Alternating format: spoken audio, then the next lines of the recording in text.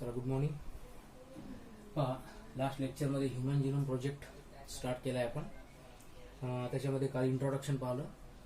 त्यानंतर human genome project का study करायचा आहे त्याची काही उद्दिष्ट पाहिली आपण, बरोबर, goals or AIIMS of the human genome project. त्याच्यानंतर आपण मेथडॉलॉजी पाहिली होती की ह्युमन जिनोम जर तुम्हाला कम्प्लिटली स्टडी करायचं आहे, study of the complete genome with the help of technique, तर त्या टेक्निक्सची इन्फॉर्मेशन घेतली आपण. है ना. त्याच्यामध्ये मग EST पाहिलं होतं आपण, एक्सप्रेस्ड सिक्वेन्स टॅग. आता हे जे कन्सेप्ट पाहिले आपण काल, सिक्वेन्सिंग, मॅपिंग, याच्यामध्ये पहा ऍक्च्युली हे तुम्हाला ग्रॅज्युएशन लेवलला डिटेल राहते की समजा सिक्वेन्स माहीत करायचा आहे तर त्याची टेक्निक कशी राहते, ॲडेनाईन, थायमिन, सायटोसिन, ग्वानाईन याची इन्फॉर्मेशन कशी मिळतं. त्याच्यामुळे सध्याचा जो कन्सेप्ट आहे हा तुम्हाला थोडासा ब्रॉड लेवलला आहे, त्याच्यामुळे थोडंसं अंडरस्टँडिंगच करावं लागेल. ठीक आहे, इमॅजिनेशन करून तुम्हाला हे टॉपिक समजून घ्यावे लागतील. हां, पण जेनेटिक्समध्ये जेवढे टर्मिनॉलॉजी आहेत त्याचे कन्सेप्ट फार डिटेलमध्ये आहेत जेव्हा तुम्ही समोर बायोलॉजी सब्जेक्टमध्ये स्टडी कराल ड्युरिंग युअर ग्रॅज्युएशन. ठीक आहे, आपण 12वीच्या लेवलला जे आहे ते समजून घेण्याचा प्रयत्न करू. ह्युमन जिनोम प्रोजेक्टमध्ये लास्ट लेक्चरला काल शेवटी एक टॉपिक होता पहा, मॉडेल ऑर्गॅनिझम्स, बरोबर आहे. आणि त्याच्या इकोलाई बॅक्टेरियाची इन्फॉर्मेशन मी थोडक्यात तुम्हाला देऊन दिली होती. तर आज तुम्हाला ह्युमन जिनोम प्रोजेक्ट कम्प्लीट करायचा आहे आणि याच्यामध्ये 2 टॉपिक राहिले पहा. एक आहे मॉडेल ऑर्गॅनिझम आणि शेवटचा आहे फाइंडिंग्स. ह्युमन जिनोम प्रोजेक्टवरून बेनिफिट, त्याचं अप्लिकेशन काय आणि त्याच्यापासून काय कोणकोणत्या प्रकारचा स्टडी उदयास आलाय.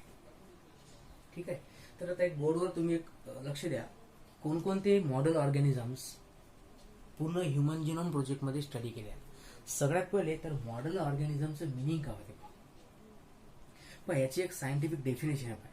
मॉडेल ऑर्गॅनिझम म्हणजे काय, it is the species that has widely studied. सगळ्यात महत्वाचं, मॉडेल ऑर्गॅनिझम म्हणजे असे ऑर्गॅनिझम विच आर, मी इथं मेन्शन करतो, विच आर वाईडली स्टडीड. या वाईड वर्डचं मिनिंग काय होतं, ज्या ऑर्गॅनिझमचा खूप सारा स्टडी झालाय. आता शब्दशः जर अर्थ घेतला आपण तर वाईड म्हणजे रानटी जनावर ज्याला म्हणतो आपण, है ना, किंवा मग जुने, ओल्ड. तर जे ऑर्गॅनिझम ऑलरेडी अस्तित्वात आहेत आणि त्यांचा खूप सारा स्टडी आपण केलेला आहे त्याला म्हणायचं आहे वाईडली स्टडीड किंवा wide organism. And they are easy to maintain.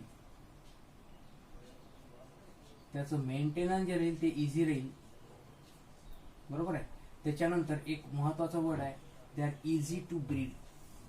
म्हणजे तुम्ही या ऑर्गॅनिझम मध्ये, आता सपोज जेनेटिक्सचा एक्सपेरिमेंट चालू आहे, तर आपल्याला माहित आहे मेंडेलचे एक्सपेरिमेंट ऑलरेडी सांगितले आहेत तुम्हाला मी, काय पॅरेंट आहेत त्या पॅरेंट पासून नवीन जनरेशन बनवली जाते, त्यालाच आपण म्हणतो असतो इनहेरिटन्स. त्याला काय म्हणतो, इनहेरिटन्स. तर सिलेक्टेड ऑर्गॅनिझम मध्ये, प्लांट असो किंवा ॲनिमल, नवीन प्रोजेनी कशी बनते, नवीन जनरेशन कशी तयार होते, याच्याकरता आपण काय करतो, त्यांचं आर्टिफिशियल रिप्रोडक्शन कॅरी आउट करतो. सिलेक्ट करून रिप्रोडक्शन करणं त्याला म्हणतात आर्टिफिशियल रिप्रोडक्शन, किंवा त्यालाच एक सायंटिफिक वर्ड आहे पहा, ब्रीडिंग. ब्रीडिंग म्हणजे सिलेक्टेड ऑर्गॅनिझम मध्ये रिप्रोडक्शन घडवून आणणं, बरोबर आहे. जेव्हा आपण ॲनिमल हजबंड्रीचा टॉपिक पाहू तेव्हा तो कन्सेप्ट तुमचा आणखी डिटेलमध्ये घेण्यात येईल.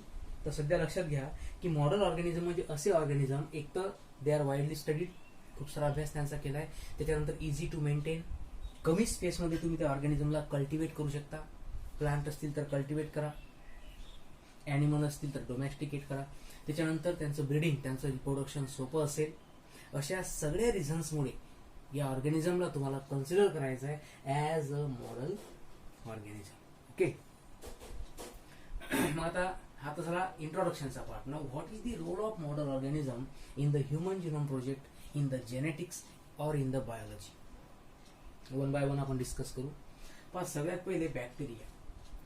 आपण जिनोमचा स्टडी कोणाचा करून राहिलो, ह्युमन बिंग्स, बरोबर.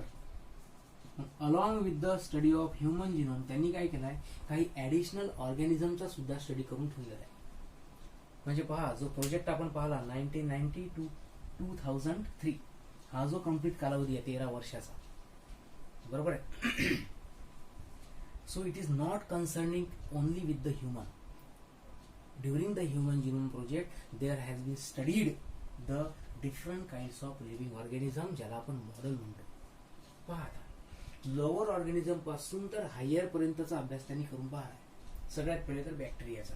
मला सांगा, बॅक्टेरिया आणि ह्युमन बिंगचं काय रिलेशनशिप असेल हो? स्टडी तुम्हाला ह्युमन बिंगचा करायचा आहे आणि मधातच मायक्रो ऑर्गॅनिझम कसे काय इंट्रोड्यूस केले असतील त्यांनी? त्याला रिझन आहे. बॅक्टेरियामध्ये हे एक्झाम्पल जर पाहणार आपण इकोलाई, आपण डायरेक्ट टॉपिकवर कॉन्सन्ट्रेट करू. तर this E coli it is directly related to the human being. कारण तुम्हाला माहित असायला पाहिजे की it is living in our small intestine. याचा अर्थ या इंटेस्टाईन मध्ये जे काही एन्व्हायरमेंट असेल, जे काही सराउंडिंग असेल, त्या सराउंडिंग मध्ये हा जो इकोलाई आपल्या बॉडीतल्या मीडियम मध्ये इकोलाई राहू शकतो. It can be survive. म्हणजे त्याला ते वातावरण फेवरेबल असेल. मग फेवरेबल आहे याचा अर्थ काय? तर त्या इकोलायमध्ये आणि आपल्यामध्ये काही ना काही सिमिलॅरिटी आहे. आणि तसंही तुमच्या माहिती करता मॅक्झिमम जिनोम, टोटल डीएनए पैकी मॅक्झिमम डीएनए जो राहतो हा सिमिलर असतो. बरोबर आहे.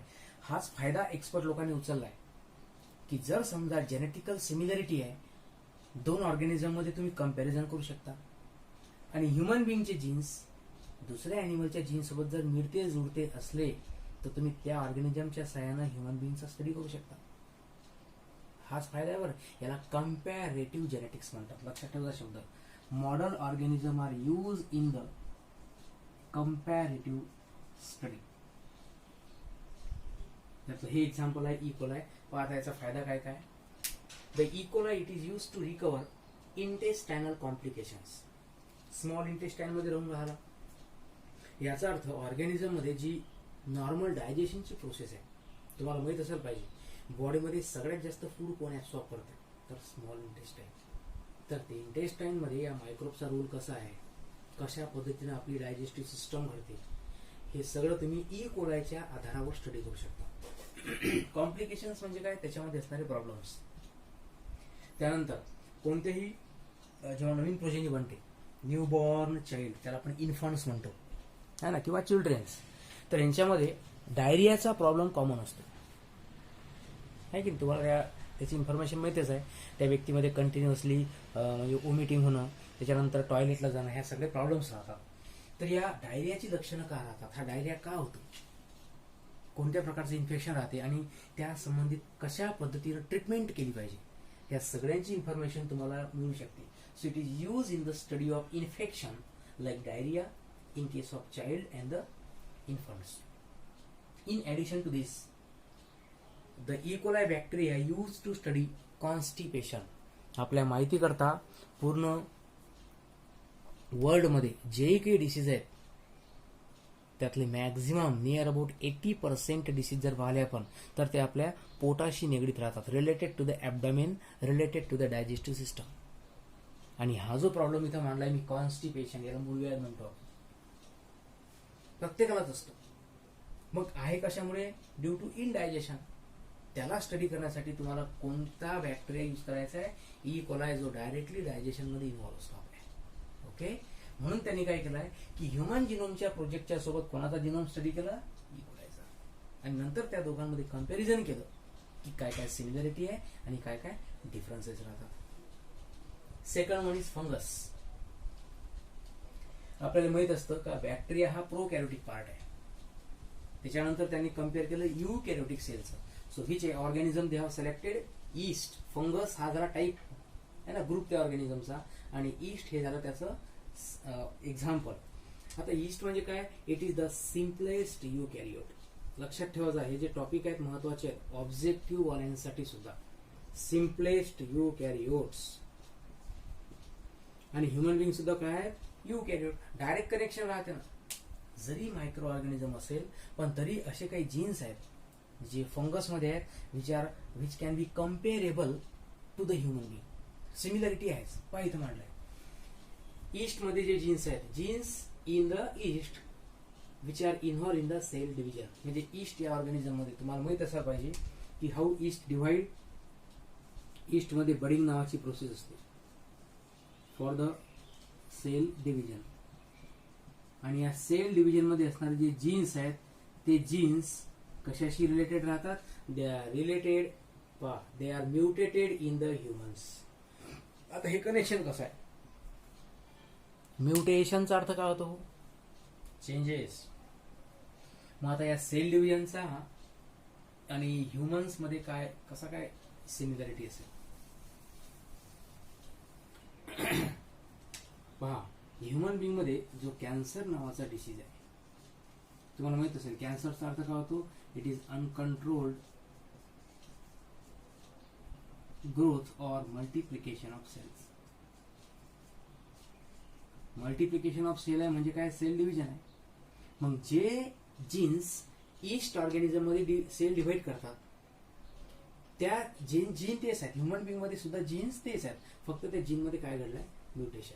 म्हणजे याचा अर्थ त्या जीन्स मध्ये मॅक्झिमम प्रमाणामध्ये सिमिलॅरिटी आहे. मग तुम्ही काय करा, त्या ईस्टच्या त्या जीनचा स्टडी करा, नॉर्मल जीन कसे असतात ते टेस्ट करा, आणि ह्युमन बिंग मध्ये काय घडलंय? म्युटेशन. त्या दोन जीन मध्ये कंपॅरिझन करून माहित करा की कोणकोणत्या जीन मध्ये म्युटेशन्स आहे, आणि त्याला रिकव्हर करण्याचा प्रयत्न करू शकतो. ऍटलिस्ट त्याचा स्टडी तुम्ही करू शकता. म्हणून म्हटलंय की ईस्टचा स्टडी काय करायचा आहे, कारण ईस्ट मध्ये काही जीन जे डिव्हिजन मध्ये इन्व्हॉल्व आहेत ते आपल्या बॉडीमध्ये सुद्धा आहेत, फक्त त्या जीन मध्ये काय घडलंय? म्युटेशन. सिमिलॅरिटी लक्षात घ्या. या टॉपिक वरून तुमचा कन्सेप्ट क्लिअर करा, संकल्पना आपली क्लिअर असली पाहिजे. का म्हणून मॉडेल ऑर्गॅनिझम म्हणायचं आहे? हेच ऑर्गॅनिझम का सिलेक्ट केले? कारण यांच्यामध्ये ह्युमन बिंग मध्ये सिमिलॅरिटी आहे. बस एवढाच पॉईंट लक्षात ठेवायचा आहे विद्यार्थी मित्रांनो. त्याच्यानंतर आहे राऊंड वर्म. जेव्हा हेल्थ आणि डिसीज स्टडी केला होता आपण, तर त्याच्यामध्ये तुम्हाला सांगितलं होतं का दोन टाईपचे वर्म्स असतात, राऊंड वर्म आणि फ्लॅट वर्म. आणि असे डिसीज पण तुम्हाला मी समजून सांगितले होते. ॲस्कॅरियासिस आहे, त्यानंतर ते एलिफंटियासिस वगैरे वगैरे. तर पहा, राऊंड वर्मचं एक्झाम्पल आहे सी एलिगन्स. याचा लॉंग फॉर्म आहे सिनोरॅबिटिस. सिनोरॅबिटिस आणि नंतर त्याची स्पीसीज कोणती येईल? एलिगन्स. तर आता हा जो वर्म आहे पहा, या वर्म मधले जीन्स स्टडी कशासाठी केले? तर genes in the round worm are related to the apoptosis. लक्षात घ्यायचं आहे की या वर्म मध्ये जवळपास 100च्या वर genes, more than 100 genes in this worm, they are related to the apoptosis. तुमच्याकरता नवीन स्पीसीज आहे, नवीन एक टॉपिक आला पहा. एपोप्टोसिसचं मिनिंग काय होतं? It is called age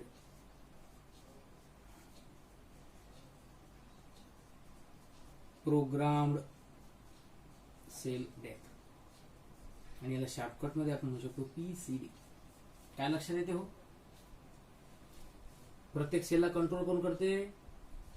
DNA. मग DNA डिसाइड करेल की त्या ऑर्गॅनिझमची किंवा त्या सेलची डेथ केव्हा होईल. हा सगळा प्रोग्राम कोण कंट्रोल करेल? DNA. म्हणून त्याला म्हणतात programmed cell death. Natural death ऑर्गॅनिझमची केव्हा होईल, हा सगळा प्रोग्राम आपल्या बॉडीमध्येच असणार आहे. आणि ही प्रोसेस जी आहे डेथची, ही प्रत्येक ऑर्गॅनिझम मध्ये राहील. तर म्हणून म्हटलंय की या इलेजन्स मध्ये जे मॅक्सिमम जीन्स आहेत, खूप सारे जीन्स आहेत, ते कोणत्या प्रोसेसमध्ये इन्व्हॉल्व आहेत? एपोप्टोसिस म्हणजे सेल डेथ. मग आपण याच्या कंपॅरिझन वरून हे लक्षात घेऊ शकतो का कोणकोणते जीन्स डेथ मध्ये इन्व्हॉल्व राहतात आणि त्या जीन्समुळे डेथ कशी होते, त्याचं मेकॅनिझम आहे. सेल डेथ होते म्हणजे एक्झॅक्टली काय होते? जसं बर्थ आहे, डेव्हलपमेंट आहे आणि डेथ आहे, हे 3 प्रोसेस राहतात पहा. बरोबर आहे? त्या सगळ्या गोष्टींचं मेकॅनिझम, प्रोसेस कशी घडते, हे तुम्ही या जीन्सच्या आधारावर स्टडी करू शकता. लक्षात येऊन आले? आणि तसेही तुमच्या माहिती करता हा जो राऊंड वर्म आहे, या राऊंड वर्म मध्ये बऱ्याचशा गोष्टी अशा ज्या ह्युमन बिंगशी कम्पेरेबल राहतात. जसे की the round worm has neuron, skin, गट, मसल्स. आपल्या बॉडीमध्ये असणारी स्किन, मसल, गट म्हणजे इंटेस्टाईन, न्यूरॉन, अशा मॅक्सिमम गोष्टी या वर्म मध्ये सुद्धा प्रेझेंट राहतात. मग आपल्यासारखे टिश्यू त्याच्यामध्ये आहेत. मग कंपॅरिझन करायला काय जाते? होऊ शकते काही मेकॅनिझम असे आहेत या वर्म मध्ये, त्याचा आपल्याला सुद्धा बेनिफिट होईल की त्याच्यामधले मसल्स कसे काम करतात आणि ह्युमन बिंग मधले मसल कसे काम करतात, असा स्टडी आपल्याला करायचा आहे. So this is about round worm. Then come to the fruit fly, Drosophila. तुमच्या माहिती करता जेव्हा आपण जेनेटिक लेसन पाहिला होता, तर त्याच्यामध्ये एक टॉपिक आला होता बा, मल्टिपल अलिल्स. त्या मल्टिपल अलिल मध्ये एक एक्झाम्पल असते ड्रॉसोफिलाय. ते कोणते येईल ते तुम्हाला नंतर सांगणार मी. त्याच्यानंतर एक ड्रॉसोफिलाचा आणखी टॉपिक देतो तुम्हाला. आपण क्रोमोझोम मध्ये मॉर्गनचा एक्सपेरिमेंट झाला होता, क्रॉसिंग ओव्हरचा. या टॉपिकचं बॅकग्राऊंड आहे. म्हणजे जेनेटिक्सचे जेव्हा जेव्हा एक्सपेरिमेंट केले जाते तेव्हा त्याच्यामध्ये मॉडेल ऑर्गॅनिझम कोणतं सिलेक्ट केलं जाते, एक फ्लाय, ड्रॉसोफिला. त्याचं कम्प्लीट नाव आहे ड्रॉसोफिला मेलॅनोगॅस्टर, हे त्याची स्पीसीज आहे. तर याला फ्रूट फ्लाय म्हणायचं आहे. जनरली याच्यामध्ये रेड आईज हे एक डॉमिनंट कॅरेक्टर आहे. तर असे बरेचसे कॅरेक्टर आहेत. आपल्याला इथं काय करायचं आहे की हा एक मॉडेल ऑर्गॅनिझम का असेल. बघा, नियर अबाउट 60% जीन्स या ड्रॉसोफिलामध्ये असणारे जे टोटल जीन्स आहेत त्यातले 60% जीनच्या जवळपास they are involve in the human genetic disease. पहिले सांगितलं मी, जेनेटिकल मॉडेल ऑर्गॅनिझम जर निवडला तर त्याचं एक्झाम्पल तुम्ही ड्रॉसोफिलाच निवडा. आणि कोणत्या सायंटिस्टनं या ऑर्गॅनिझमचा यूज केला तर लाव लक्षात ठेवायचा आहे, मॉर्गन. ओके, जसं मेंडेलनी स्वतःच्या एक्सपेरिमेंट करता पायसम सटिवम गार्डन पीचं सिलेक्शन केलं होतं, तसं मॉर्गननी कोणाचं सिलेक्शन केलं आहे, ड्रॉसोफिलाय. आणि याच्यामधले जीन्स कशामध्ये इन्व्हॉल्व आहेत, ह्युमन जेनेटिक डिसीज. मग जेनेटिक डिसीज का होतो, कारण जीन्समध्ये प्रॉब्लेम क्रिएट होतो. मग या जीन्समध्ये काय प्रॉब्लेम होतो, कुठं होतो, कसे होतात, हे तुम्ही कोणत्या ऑर्गॅनिझमवरून सिलेक्ट करून स्टडी करू शकता, ड्रॉसोफिला. हे जीन्स या फ्लाय मधले आहेत, पण हे जीन्स आपल्या जेनेटिक डिसीजमध्ये इन्व्हॉल्व आहेत. काही लोकांना काहीच पडले नसेल पडत. जेनेटिक डिसीज ह्युमन बिंग मध्ये आहे, तोच जेनेटिक डिसीज ड्रॉसोफिला मध्ये आहे. अरे जीन्स तर सारखेच राहतील ना. कोणताही पूर्ण वर्ल्ड मधला कोणताही ऑर्गॅनिझम असेल, डीएनए मध्ये ATCG याच्यापैकी 5वा कोणता नायट्रोजन बेस आहे का जो डीएनए मध्ये इन्व्हॉल्व आहे, जो प्रोटीन सिंथेसिस करेल. म्हणजे जेनेटिक मेकअप जे आहे ते जवळपास सारखाच असेल. याला कंपॅरिझन म्हणतात. त्यानंतर माईस वेल नोन ऑर्गॅनिझम आहे ना, फेमस ऑर्गॅनिझम आहे माईस. याचं सायंटिफिक नाव आहे मस मस्क्युलस. लॅबोरेटरीमध्ये जेव्हाही एखादी नवीन डिस्कवरी केली जाईल, एखादी ड्रग आहे, एखादी व्हॅक्सिन आहे, बरोबर आहे, किंवा आपण त्याला म्हणतो थेरपेटिक प्रोडक्ट्स, ज्या गोष्टींचा, ज्या केमिकलचा, ज्या सबस्टन्सचा आपण ट्रीटमेंटसाठी वापर करतो त्याला आपण म्हणू शकतो काय, कोणता प्रोडक्ट, थेरपेटिक. तर याचा सगळ्यात पहिले यूज आपण कशावर करायला पाहिजे, माईसवर. And then it is applied to the human being. Vaccine बनवली, सगळ्यात पहिले त्याची टेस्टिंग केली जाते की whether it is beneficial or harmful. त्याचे साईड इफेक्ट्स कोणकोणते राहू शकतात, त्याची टेस्टिंग कोणाच्या साइन करू शकता, mice. So it is the model organism. It is use in the manipulation. कोणत्याही प्रकारचा चेंज तुम्हाला स्टडी करायचा आहे एखाद्या सबस्टन्स बद्दलचा, तो तुम्ही या ऑर्गॅनिझमच्या सहाय्यानं स्टडी करू शकता. एखादा जीन आहे बॉडीमधला फॉल्टी जीन, एखादा व्यक्ती आहे ज्याला डिसीज झाला, फॉर एक्झाम्पल कॅन्सर, मग ज्या बॉडीच्या पार्टला कॅन्सर झाला त्याच्यातले जीन्स सेपरेट करा, ते जीन्स इंट्रोड्यूस करा कोणत्या ऑर्गॅनिझम मध्ये, या माईस मध्ये, आणि त्याचं मेकॅनिझम स्टडी करा की डिसीज कसा डेव्हलप होतो. म्हणजे पूर्ण डिसीजचं मेकॅनिझम तुम्ही स्टडी करू शकता. म्हणून म्हटलंय की MICE it is use for the study of manipulation, modification, बदल करणे, डिसीज मेकॅनिझम आणि थेरपेटिक. है ना, याचा अर्थ लक्षात घेऊन घ्या. थेरपेटिक म्हणजे काय, these are the product use for medicinal purpose. Okay.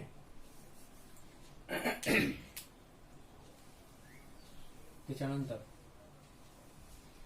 एक हे तर झालं ॲनिमल किंगडम साठी, मायक्रो ऑर्गॅनिझम, ॲनिमल्स, आणि त्याच्यानंतर आहे फ्लावरिंग प्लांट. लक्षात घ्यायचं आहे काही ऑर्गॅनिझम असे राहतात, फॉर एक्झाम्पल एक एन्जिओस्पर्मचे एक्झाम्पल आहे अॅराबिडॉप्सिस थेलियाना. एक तर हे श्रब मध्ये येतं, म्हणजे या प्लांटची हाईट जास्त नसेल. जसं एखादं प्लांट आपण निवडतो गार्डन पी, त्याचा लाईफ स्पॅन शॉर्ट असायला पाहिजे, बरोबर, त्याला मेंटेन करण्याकरता जागा कमी असायला पाहिजे, रिप्रोडक्शनचा पिरियड जास्त असायला पाहिजे. ते सगळे कॅरेक्टर्स कोणत्या प्लांटमध्ये आहेत, अॅराबिडॉप्सिस थॅलियाना. त्याचा ह्युमन बिंग मध्ये फायदा काय, तर या प्लांटमध्ये पहा proliferation, it has prolific seed production with the help of self pollination. म्हणजे या प्लांटमध्ये जनरेशन टायमिंग फास्ट असतो. सीड प्रॉलिफरेट म्हणजे काय, इन्क्रीज. हा जो वर्ड आहे प्रॉलिफरिक, याचा अर्थ काय होतो, वाढलेला. सीड प्रोडक्शन, एक तर त्या प्लांटमध्ये कोणतं पॉलिनेशन घडते, सेल्फ पॉलिनेशन, आणि याच्या थ्रू सीड प्रोडक्शनचा रेट हायर आहे. बरोबर आहे. म्हणजे तुम्ही फास्ट जनरेशन कशी बनते याचा स्टडी तुम्ही करू शकता. आता हे काही ह्युमन बिंगशी निगडीत नाही आहे, पण एक मॉडल ऑर्गॅनिझम आहे ज्याच्या साह्यानं तुम्ही बाकीच्या प्लांटचे कॅरेक्टर कम्पेअर करू शकता. तर एक वेळ या सगळ्या कॅरेक्टर्सला तुम्ही बघून घ्या.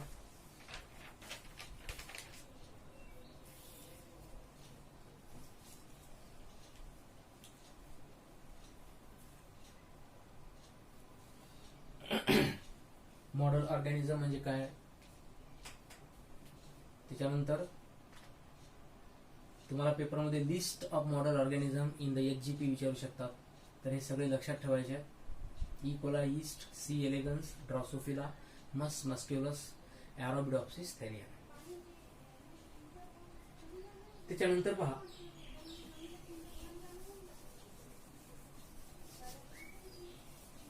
या ह्युमन जिनोम प्रोजेक्ट मध्ये शेवटचा मुद्दा आहे तो म्हणजे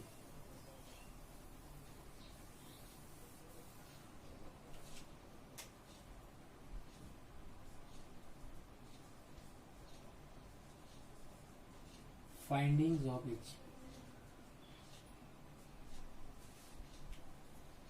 आता पहा, टोटल जिनोम मध्ये जेव्हा त्यांनी ह्युमन जिनोमचा स्टडी केला असेल तर याच्यामध्ये त्यांच्या लक्षात आलं का कम्प्लीट ह्युमन बिंग, जो कम्प्लीट जिनोम स्टडी केला, it is made up of 3 billion sequences. जे नायट्रोजन बेसिस स्टडी करतो आपण ATCG, तर असे टोटल नंबर ऑफ नायट्रोजन बेसिसचे सिक्वेन्स म्हणजेच नायट्रोजन बेसिस हे ह्युमन बिंग मध्ये किती राहू शकतात, 3 बिलियन सिक्वेन्सेस. तुम्ही अंदाज लावा. आपण एक मुद्दा पाहिला होता की कम्प्लीट जिनोमचा स्टडी केल्यानंतर ती इन्फॉर्मेशन तुम्हाला स्टोअर करायची आहे कुठं, तर आपण एक वर्ड मानला होता पहा, डेटाबेस. कम्प्युटर टेक्निकच्या साहाय्यानं तुम्हाला ही इन्फॉर्मेशन स्टोअर करायची आहे. मग का कम्प्युटरची गरज पडली, स्टडी तर आपण ह्युमन बिंगचा करून राहिलो. त्याला रिझन एकच आहे की एवढ्या साऱ्या सिक्वेन्सेस म्हणजे लेटर्स ATCG, हे एवढे सारे लेटर मांडून कुठे ठेवणार आहे. तर याच्याकरता एकच यूज करायची तुम्हाला मॉडर्न टेक्निक वापरायची. बरोबर आहे. हे त्याचं फाइंडिंग आहे की complete genome made up of 3 billion sequences. त्याच्यानंतर out of this 3 billion sequences 33,000 genes are active. 25 ते 30 हजाराच्या पर्यंत जे जीन्स आहेत ह्युमन बिंग मध्ये ते ऍक्टिव्ह राहतात. बाकीची जीन्स आहेत हे 1 लाखाच्या आसपास जीन राहू शकतात इन टोटल. आणि हा इस्टिमेट नंबर आहे. लक्षात हे ठेवता की जे आपण फाइंडिंग्स करून राहिलो हे सगळं काय, इट इज इस्टिमेटेड. हा अंदाज काढलाय की एवढे जीन्स राहू शकतात. तर total near about 1 lakh genes are there. पण त्याच्यापैकी 33,000चे जे आसपासचे जे जीन्स आहेत त्याला कोडिंग तुम्ही म्हणू शकता, ज्याचा सिग्निफिकन्स होईल ते प्रोटीन तयार करतील आणि प्रोडक्ट बनवतील. आपल्याला जे की त्या एक्सपर्ट लोकांनी फाइंडिंग दिलं ते लक्षात घ्यायचं आहे. याच्यात पाठांतरही करावं लागेल. त्याच्यानंतर पहा, complete genome of the human being, it is considered as the blueprint. त्यांनी ह्युमन बिंगच्या कम्प्लीट जिनोमला काय कन्सिडर केलं, ब्ल्यूप्रिंट. आता लक्षात घ्या याचा अर्थ काय होते. ब्ल्यूप्रिंट म्हणजे काय, it is the unique pattern in genome. मी बोललोय तुम्हाला की प्रत्येक ह्युमन बिंग मध्ये 1% DNA असा पार्ट आहे जो युनिक आहे, जो पर्सन टू पर्सन डिफर असेल, स्पेसिफिक आहे, आणि त्यालाच आपण म्हणतो DNA फिंगरप्रिंट. मग त्याच्या आधारावर आपण त्या व्यक्तीची ओळख पटवू शकतो. We can identify that person. बरोबर आहे. आणि म्हणूनच त्या जिनोमच्या कन्सेप्टला त्यांनी काय नाव दिलं, blueprint. So it is the unique pattern in the genome of the person which is use for identification. त्याच्यामध्ये या जिनोम मध्ये काय राहील, इट कंटेन आयडेंटिफिकेशन कीज, ज्याच्यावरून तुम्ही काय स्टडी करू शकता, you can study the human biology and behaviour. Complete ऑर्गॅनिझमचे कॅरेक्टर स्टडी करणारा जिनोम, म्हणून त्याला म्हणायचं आहे ब्ल्यू प्रिंट. हा त्यांनी स्टडी केला. लक्षात ठेवायचे सगळे कॅरेक्टर्स तुम्हाला. त्याच्यानंतर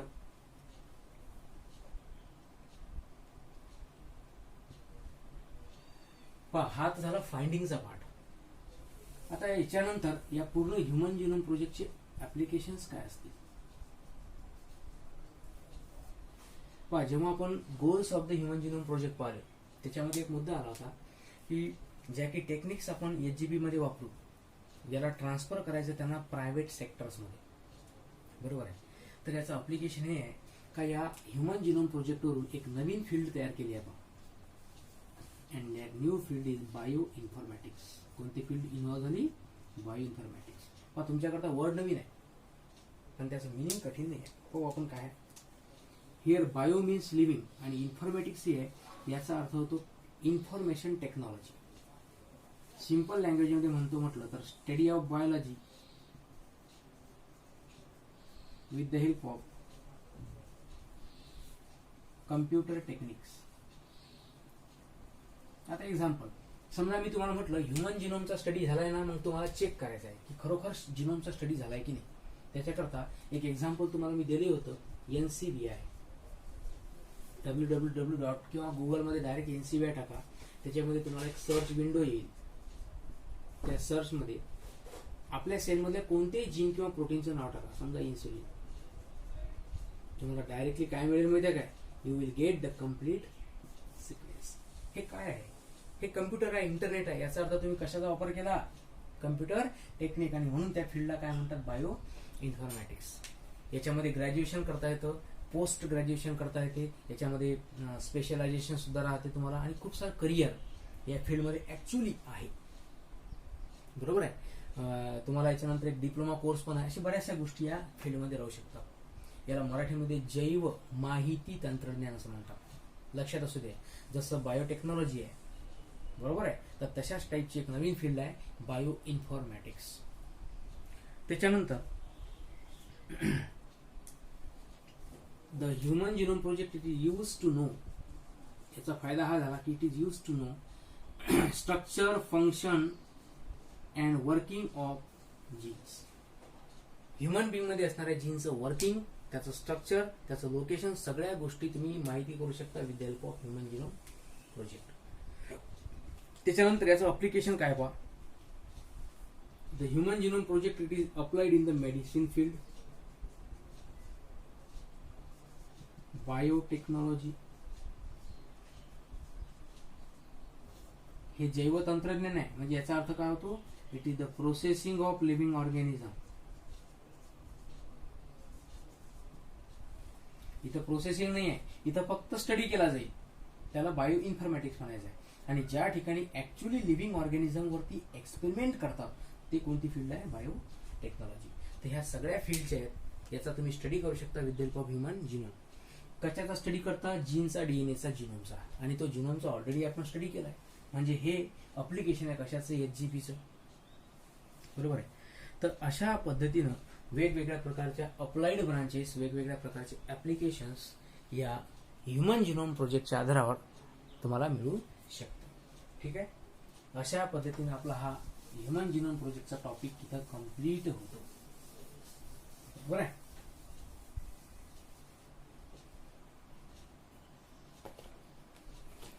याच्यावरून तुम्ही आता एक काम करा, जो ब्ल्यूप्रिंट नावाचा वर्ड आहे त्याची डेफिनेशन शोधून काढा. Define blueprint and bio informatics. Define, किंवा आपण एक काम करू, डिफाईन म्हटल्याविषयी त्याला एक्सप्लेन करू. दिस इज